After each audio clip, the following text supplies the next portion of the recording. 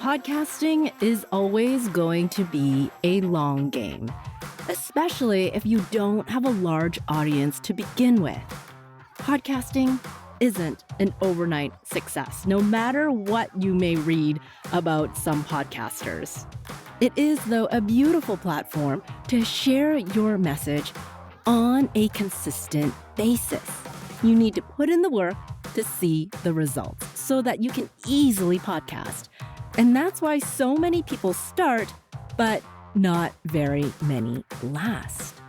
And like any platform, podcasting is always changing and shifting, and 2024 is going to be no different. I've had a lot of questions recently with people who are just dipping their toe into the space and wondering, should I do this? And a lot of people actually ask me the question, but what is a podcast? And those lines are being blurred. Is it just audio? Is it video? Is it something I'm watching on YouTube? Is it something only on Apple Podcasts?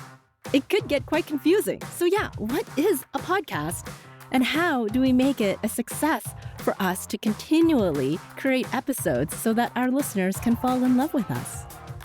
In this episode, we're going to dive into that and so much more to get you empowered and reclaim your voice to continue podcasting or finally start that podcast that you've always dreamed of. Welcome to episode number 72 of the Podcaster's Guide to a Visible Voice. So let's go. Hey, welcome back. I am glad to be back here with you after a little, December, January hiatus that I do every year. And you know what? Let's do some housekeeping first. On the last episode, I talked a lot about values. So I'm wondering, how did those go for you? Did you work on your values for your podcast, right? That was the differentiator. Yes, if you already do values for your personal life, maybe for your business, but what about your podcast? And to update you, yes, I did mine for my podcast. And how are they different from my personal or business values? Well, my family values, we did all get together and had, those brown rolls of packing paper. I had a large sheet of that. So I got my 8-year-old daughter to write out the words or draw a picture about some of our values. Like, what do we value in life? What makes us excited to do things together as a family? And our big word is adventure. We love adventure. The secondary things are like cooking together, enjoying great food together. We're a bike-first family, so cycling, getting outdoors, and also kindness and being open and transparent with each other. And those things are great, but they don't really tie into business or podcast, right? For business, yes, kindness, openness, transparency. I love those things too. For podcasting, yeah, those are also important. But what is the key value? Much like my adventure value with my family. And so my version of my podcast values, when I went through that exercise for myself, this is what I came out with. Curiosity. That a podcast, this podcast specifically, is always going to be an experiment. This is a place where we get to try things out, ask questions, and discover what actually works in this moment in time. Because like I said at the very beginning, the podcasting industry is constantly changing. But what is working in this snapshot in your life for your podcast right now? The curiosity lens can help answer some of those questions. Value number 2 is captivating. Because you want your listeners to be captivated by your show, whether it's your voice or the stories that your guests bring on. Podcasting is all about being engaging, interesting, and enticing all in one. So captivating is my word. The last word, even though it's the last one on the list, I think it is actually quite crucial. And I say this all the time. I'm sure you've heard me say it a few times. Play. Because like my life motto, if it's not fun, I'm not doing it. It is just not worth doing. So through play, we learn, we get to go on a journey, and we grow. So play is so, so important. So there you have it. Curiosity, captivating, and play are my podcast values. So I'd love to hear yours. Please Share them with me. What did you come up with during the new year review, the tweaking, your planning? What were your values for your podcast? Let me know. Drop me an email, visiblevoicepodcast@gmail.com. And let's find out where you are with your podcast values. I love to actually keep my values on my Trello board, which is where I organize my episodes for my podcast, so I can see it. And it's got a purple, just to match my branding, purple cover so that it really highlights and I see it there. And it's not just this exercise that I do every year, but I don't, focus on it. So that's where that is. And then for my business and personal values, I have them in my agenda, which I create every year on Agendio. It's custom made planner so that I have my schedule, I have my notes, and I actually have a section for my values. So if you're still looking for a customizable solution for an agenda or notebooks, Agendio is a great way to go. And I'll put a link in the show notes for you to check that out if you wanted to make your own agenda and put in your values so that every single week when I fill in my schedule, I also fill in my values in there. And so it's just an active part of remembering and acting on those values every single week. So earlier I had that question, what is a podcast? Yes, those lines are definitely being blurred. With the news last year that Google Podcast is going to be sunsetting and shutting down in 2024, Google has made a huge shift in the YouTube space. So they're actually letting you integrate your RSS feed into YouTube. So your podcast can be generated on YouTube through your RSS feed, which is amazing because before, only certain media hosting platforms, which is the home of your podcast, when it gets distributed out, only certain places had a YouTube integration. But now you can integrate your podcast into YouTube seamlessly. So that is going to change big on YouTube, and it gets you on YouTube Music and a whole new platform for organic search. But then you're like, wait, YouTube is a video platform. Yep, that's right. And so then is it a podcast?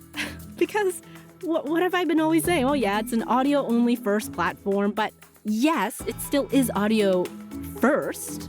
And I think a lot of listeners are still going to listen to podcasts as audio first platforms. However, having that YouTube integration will change things over the years. There's going to be no doubt about it. There will be change.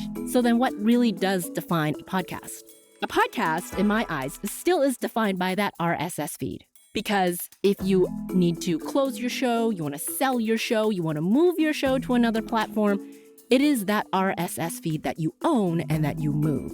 And now that YouTube is integrating that, I say a podcast that is on YouTube is still a podcast because you may not create a video for it. It will just generate a static image of either your show artwork or your episode-specific artwork if you have one. That is optional.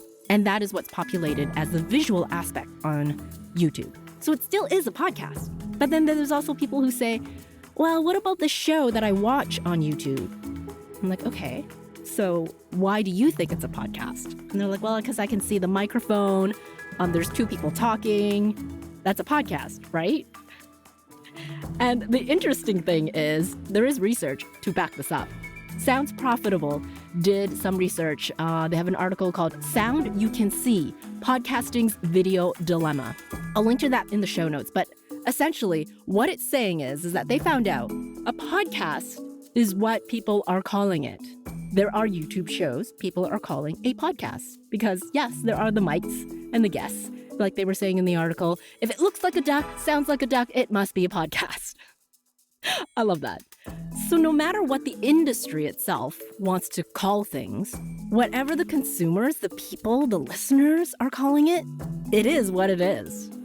So if you don't have your podcast yet on YouTube, which then is on also YouTube Music, you want to make sure you integrate your podcast RSS feed with YouTube. I'll put some links in the show notes on how to do that through YouTube Studio. It's a seamless thing to do, quick and easy, so you can do that for yourself. And having a podcast is all well and good, but maybe we want to start focusing on finding out what it is you need to work on where you are at.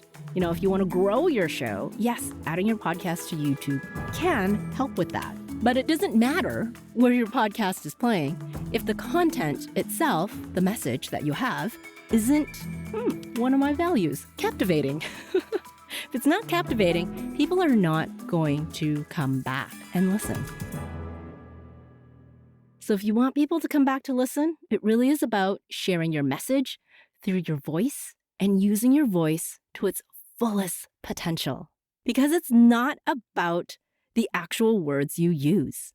It is how it comes out through your heart voice. What is inside of you that really resonates with someone?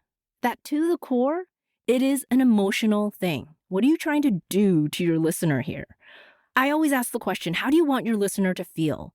But within that feeling is you are doing something to that person when they're listening to you, right? What is that emotional move that you want them to have? That's part of the captivating piece.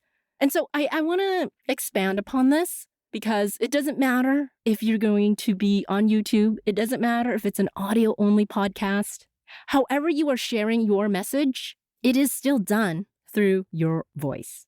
And I had the pleasure of writing an article for the Sound Sorceresses magazine. It's actually a quarterly online magazine highlighting the incredible work women are doing in audio storytelling. And there's also a Substack newsletter if you want to join in on that and read up on all the great work that people are doing in this audio storytelling space. And catch up on all the publications. So my article came out in the January 2024 issue, so it's already out now. And Rachel Hansen, who is the publisher of the magazine, the originator of the magazine, the creator, she published my article, like I said, in the second issue, January 2024. And I asked her if I could read this on my podcast. Because yes, the article is great on the written platform, but as audio storytellers and as a podcast host, there's nothing like hearing it out loud because that is how I write. I write with my voice. And so it really, in my heart, was more about how it was going to come out when I read it out loud. So even when I wrote it, I proofread it by reading it out loud. And that's just something I've always done when I was in radio because it will sound so different when you read it out loud. So quick tip for you, if you ever write something that you want to read, make sure you read it out loud first so that you're not like stumbling over words or you're like, that makes sense? It didn't sound right. So it's a great way to figure out if it's going to sound great as well.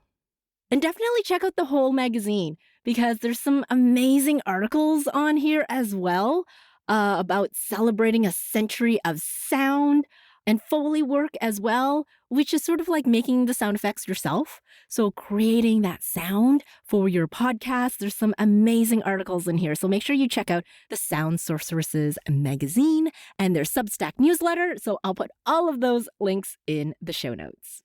So I'm going to end this episode today with a reading of my article, Unleashing Your Authentic Voice in Podcasting. How do you want your listener to feel? In podcasting, it's not about you, the host, but about the listener.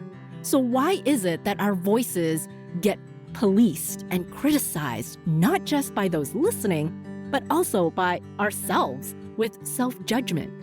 I bet when you started your podcast, you weren't thinking, oh yes, bring on the criticism, or wow, I so enjoy editing out all the ums and ahs in this interview.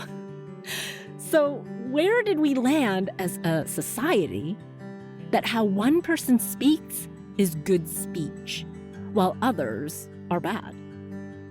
As a podcaster, or if you're hoping to launch your own show, you were probably told or read at some point about what sounds good or bad. Anyone whose voice doesn't represent the social norm, in the Western world especially, definitely knows this. For generations, we've been taught how authority should sound. But that comes from a really old model of race and class that doesn't do us justice anymore. And if we're being honest, it was never really about justice in the first place. Language evolves, so let's progress with it. Looking back at speech in general, history tells us that men were the ones allowed to speak. They were the lawmakers and also creators of standard voices and accents, so that a typical broadcast voice on TV and radio didn't have a regional accent, as the expectation of professionalism to have everyone look and sound the same. But podcasters and humans in general don't all look and sound the same. We've had generation upon generation learning this bad behavior of speaking differently. So it's going to take a few more generations to unlearn this. It will take work and practice, and it can start with you to break this generational trauma. The voice you have today is not the one you were born with. As we grow from newborn to toddler, little kid to full adult, our speech evolves based on our community, like who we live with or the kids in our class, but also the media, like TV, movies, and social media. I remember as a kid trying new words when I heard somebody else say them because it intrigued me. Does this fit with what I'm trying to say? Can I say it in the same way or in a different tone? Would using this new to me phrase make me look cool? In grade 6, I was given an award certificate with the nickname Motor Mouth Mary by my teacher, because he deemed me too fast and loud when I talked. Throughout my childhood, my dad told me to shut up and know my place because of his traditional Chinese values, since I was the youngest of 3 and a girl. So as I learned to fit in and navigate the world around me to find my identity, my heart voice became a combination of my history, my feelings, and battling my inner voice by practicing out loud. In the book Permission to Speak, author Samara Bay says, "Struggling in plain sight is a gift to your audience, and authentic is more important than articulate." During my interview with Samara, she offered that the old way of approaching how any of us might speak into a microphone is thinking about ourselves. The new way of thinking about how any of us might approach a microphone that you're offering is connecting to our listener and making it not about ourselves, but literally our actions. How we want them to feel is, well, what do we want to do to them? When you share your story through your voice, you are emotionally connecting to your listener. No one can take your story or connection away from you, unless you're working with an inexperienced editor taking out all the crutch words and trimming away at the silence.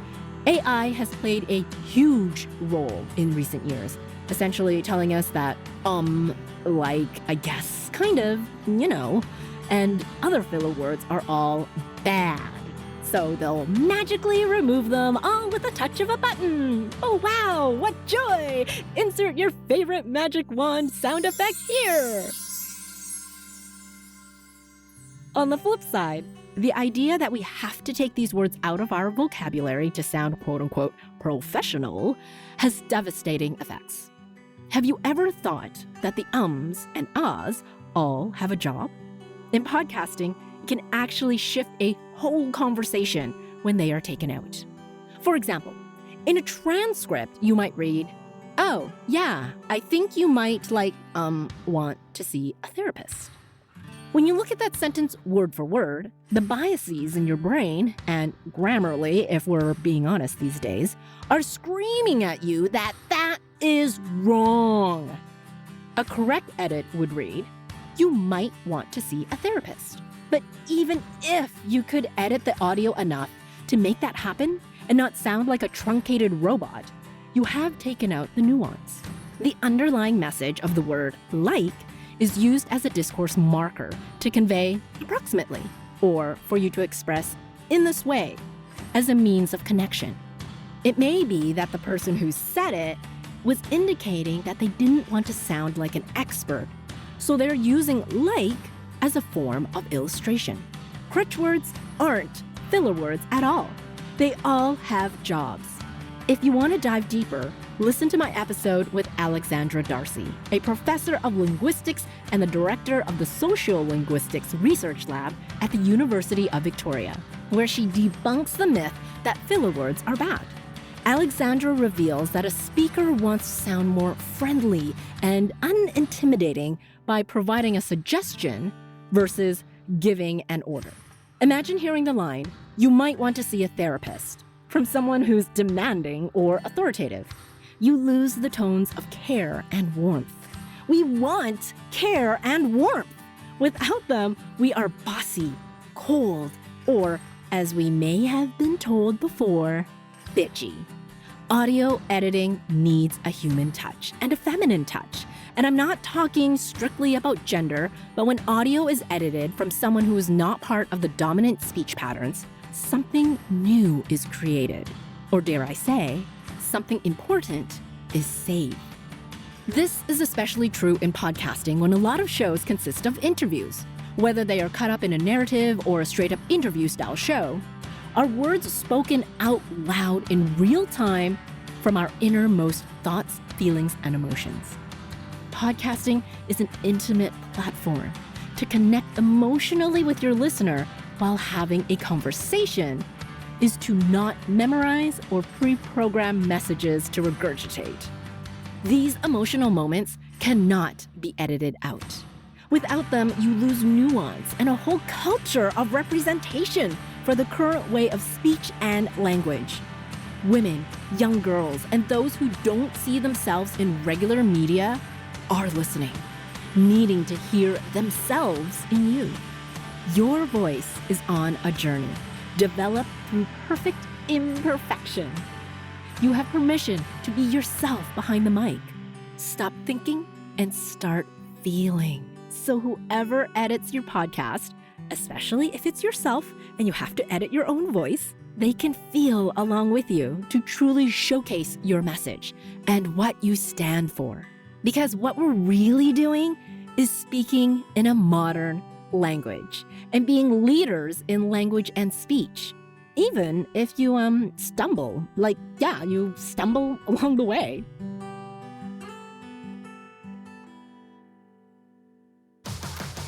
Thank you so much for listening to the Podcaster's Guide to a Visible Voice. If you enjoyed this episode, I'd love it if you'd share it with a podcasting friend. And to reveal more voicing and podcasting tips, click on over to visiblevoicepodcast.com. Until next time.